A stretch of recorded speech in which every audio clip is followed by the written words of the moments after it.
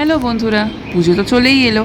আর তাই জন্যই পুজো আসার আগে আগে কিন্তু বিভিন্ন জায়গায় হচ্ছে পুজো স্পেশাল যে কোনো রকম মেলা।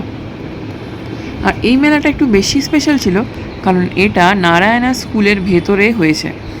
আর এটা মেলা ঠিক বলবো না, এটা ওদের ফেস্ট ছিল বলা যেতে পারে। তো আমি খবর পেয়ে চলে গেলাম, আর এটা ওপেন ফর অল ছিল। আমাদের বাড়ির একদম সামনেই রয়েছে নারায়ণা স্কুল, আন্দুলের একটা ব্রাঞ্চ। তো আমরা চলে গেলাম। দিনটা ছিল রোববার, সকালে 10টা থেকে দুপুর 3টে অবধি। চিকেন রান্না করব, কিন্তু চিকেনটা ম্যারিনেট করে ভাবলাম এক ফাঁকে চিকেনটা ম্যারিনেট হতে থাক, ততক্ষণে ঘুরে আসি। আর ঢুকেই এই সুন্দর মুহূর্তর সাক্ষী হলাম।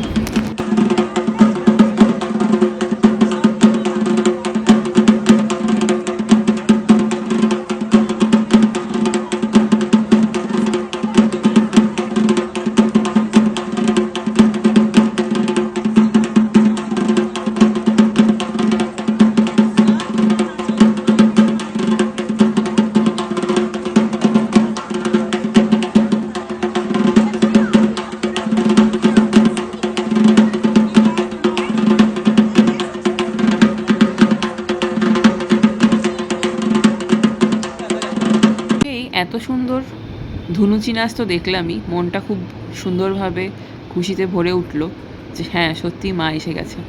আর তারপর একটু এগিয়েই দেখলাম এরকম সুন্দর একটা ডেকোরেশন করা হয়েছে, যাতে কি না পুরোটাই মনে হবে যে মা সত্যিই চলে এসছে। এবার সকলের কিন্তু রেডি হওয়ার পালা দুর্গাপুজোর জন্য।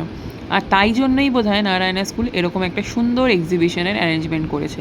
তো এখানে কিন্তু জুয়েলারি থেকে শুরু করে জামা কাপড়, ফুড স্টল সব কিছুই ছিল। আমরাও এক এক করে একটু ঘুরে দেখছিলাম। এই এক্সিবিশনে বিভিন্ন রকম জিনিস কেনা, মানে বলতে পারো যেটাকে মেলা বলা হয় সেটাই এক্সিবিশন নামে এখন চলছে। তো এখানে সবাই সবার নিজের হাতের তৈরি করা জিনিসপত্র নিয়ে এসছিলেন। এগুলো বেশিরভাগই সব হ্যান্ডমেড জুয়েলারি দেখতে পাচ্ছি। তো এখানে কিন্তু চেনা পরিচিত আমার দুজনের সাথে দেখা হয়ে গেছিলো। একজন ছিল আমাদের ফ্ল্যাটের জ্যোতিষ্নাদি, আর একজন ছিল এই যে এখানে রয়েছে মা মেয়ের জুটি কেক ও ক্লক। আমি কিন্তু এদের থেকে প্রায় কেক নিয়ে থাকি। ওনারা কিন্তু আন্দুল থেকে কেক দেয়। এই দেখো, ওরা আমার সাথে ফেসবুকে কথা বলেছে, তারপরে এখন সামনাসামনি দেখা হলো। আর এই যে বৌদি আর দাদা বসে আছে, ওনারা কিন্তু আমাদের ফ্ল্যাটেরই। তো দাদাদের সাথে কথা বলছিলাম। আর সব থেকে খারাপ ব্যাপার যেটা ছিল সেটা হলো, হঠাৎ করে ওয়েদারটা চেঞ্জ হয়ে গেল আর একটা ভীষণ রকম বৃষ্টির টেন্ডেন্সি শুরু হয়ে গেল।